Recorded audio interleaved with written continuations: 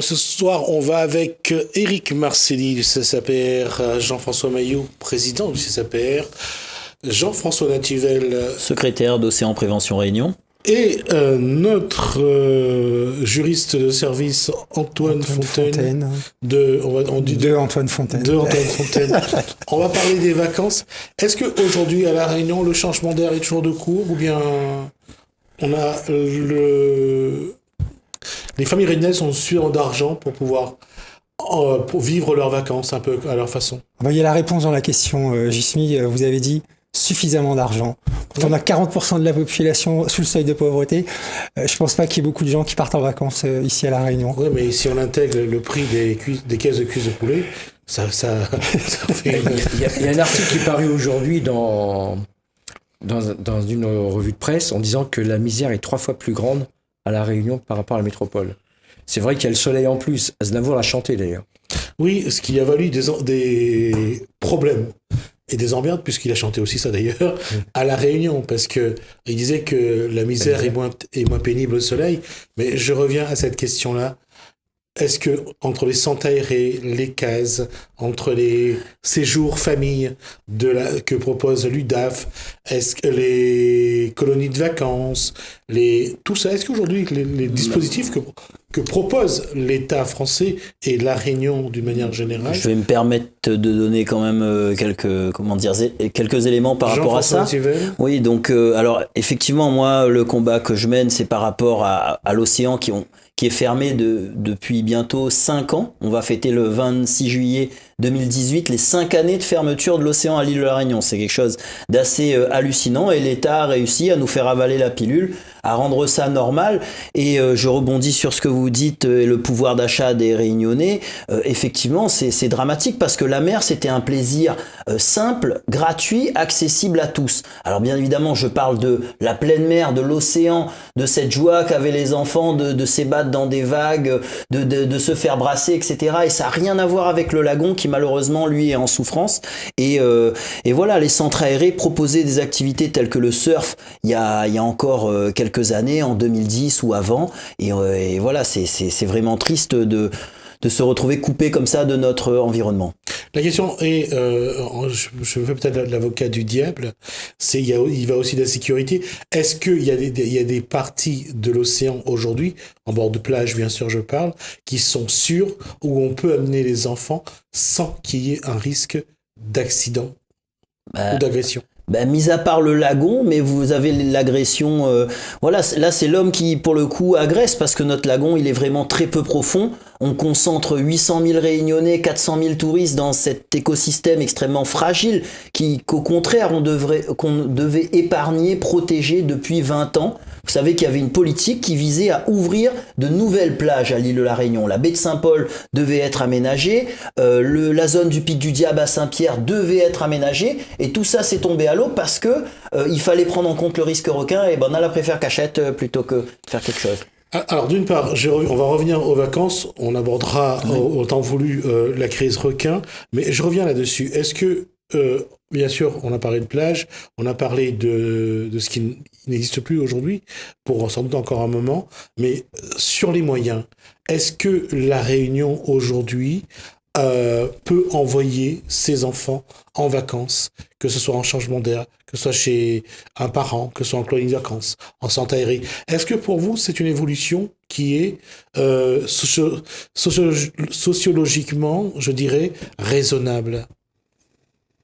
Très honnêtement, quand on voit l'état de la population, l'état social de la population, les vacances, déjà, ça c'est une pratique, on va dire, occidentale, de pays développés, de pays riches. Quand on voit l'état de la situation à La Réunion, c'est clair qu'aujourd'hui, il y a beaucoup de Réunionnais, beaucoup d'enfants réunionnais qui partent pas en vacances.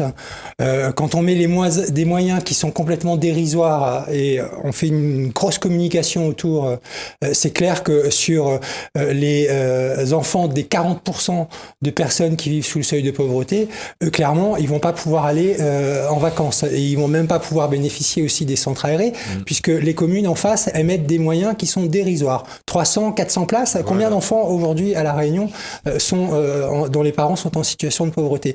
Et puis après, il y a la limitation aussi, Jean-François le disait, de l'accès à la nature qui avant était libre, que ça soit dans les bas au niveau de la plage, mais aussi dans les hauts, c'est la même chose. Aujourd'hui, avec le parc national qui interdit tout un tas d'activités qui permettaient à certaines personnes justement de profiter de ce fameux changement d'air.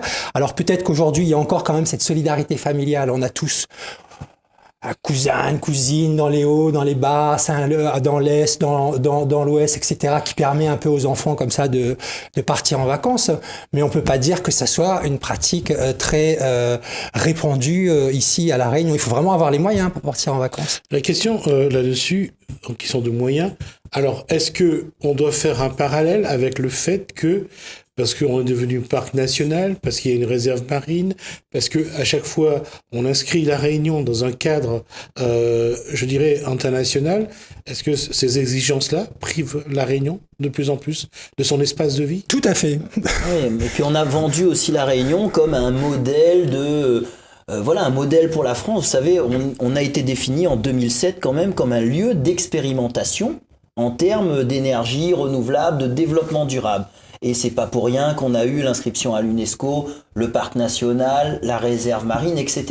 Mais quelque part, il faudrait se demander si c'est pas les Réunionnais eux-mêmes qui deviennent un petit peu, en quelque sorte, les cobayes et des touristes riches qui viendraient pour nous observer, nous jeter des cacahuètes en restant dans des bus climatisés, etc.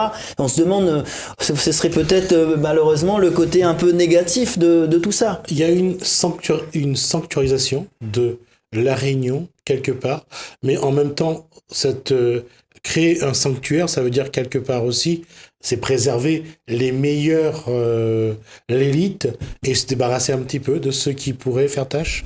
Ah mais c'est tout à fait ça, c'est la logique des espaces protégés, c'est au détriment des populations qui vivent sur ces territoires, ça c'est évident, et l'activité touristique derrière tous ces labels, parce que ce sont ni plus ni moins que des labels, le patrimoine mondial de l'humanité, ça fait rire d'ailleurs quand on voit le mot humanité là-dedans, c'est ni plus ni moins qu'un label touristique pour des touristes très fortunés qui peuvent se permettre de payer un billet d'avion pour aller dans ces endroits-là, et puis aussi profiter des structures généralement de luxe. Alors c'est vrai que La Réunion, pour l'instant, on n'est pas encore sur ce type de niveau d'hôtellerie, mais en tout cas, tout a été mis en place pour qu'on y arrive à un moment donné, et clairement, la population locale, elle est exclue, comme dans tout un tas d'autres endroits dans le monde où les populations locales sont exclues de leur territoire et ne peuvent plus tirer les bénéfices et vivre même de ce qu'ils pouvaient trouver précédemment dans la nature. Et puis, je prendrai l'exemple aussi, par exemple, dans les parcs nationaux en France, j'ai vu passer dernièrement, il y a une réglementation maintenant qui va interdire l'escalade dans les parcs nationaux.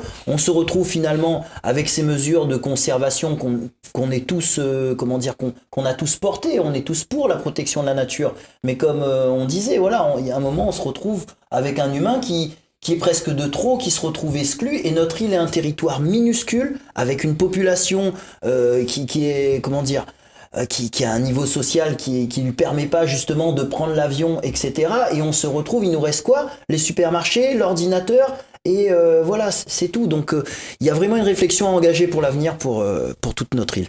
Je pense aussi que les moyens qui étaient mis à disposition pour les colonies de vacances ou les centres aérés ont été aussi redistribués ailleurs. Ça fait qu'il y a moins de personnes, de gens qui passent le BAFA, de personnes pour garder aussi ces enfants-là pour ces colonies de vacances. Donc on diminue au niveau de la population de base pour simplement chercher à La Réunion, comme vous dites, une population riche, et comme ça, le petit créole, il n'a plus les moyens d'avancer. Et ça, c'est recherché, je trouve, politiquement, c'est fait exprès pour nous exclure. Et tout à l'heure, Antoine parlait de retirer la population. On a vu la semaine dernière où les Mafatés risquent à un moment donné d'être retirés de leur lieu de vie, tout simplement pour faire plaisir à qui ? Et puis je rebondirai aussi sur un autre point qui me vient à l'esprit là, c'est que avant aussi, on me cause un petit peu créole, mais moi par exemple comme t'es marmaille, toutes mon vacances, t'habites Guillaume, t'es pose la colle, ou t'es mettre gobe, pousse oiseau, des affaires comme ça. Mais de nos jours, maintenant, vous attrapez un oiseau malheureux, mais c'est la correctionnelle. Et c'est que quand même, voilà, donc tous ces... Je discutais avec des petits pêcheurs aussi qui me disaient de même que quand il n'y avait pas toute cette délinquance, il y avait un certain respect avant, les gamins, ils avaient des activités qui étaient saines, etc. Donc effectivement, il y a beaucoup plus d'enfants maintenant en 2018 qu'en 1988, mais toujours est-il que toutes ces privations, elles se... Voilà, ça engendre des frustrations et des comportements qu'on n'avait pas avant, et des gamins qui se retrouvent désœuvrés et qui peuvent être tentés par des conduites déviantes, et on est bien placé à La Réunion pour constater ce phénomène. En tout cas, il y a une certitude, juste de dire deux choses. Un, si demain on envoie des cacahuètes, moi je préférerais que ce soit du jambon ou des chamalacs, parce que j'aime pas les grains secs.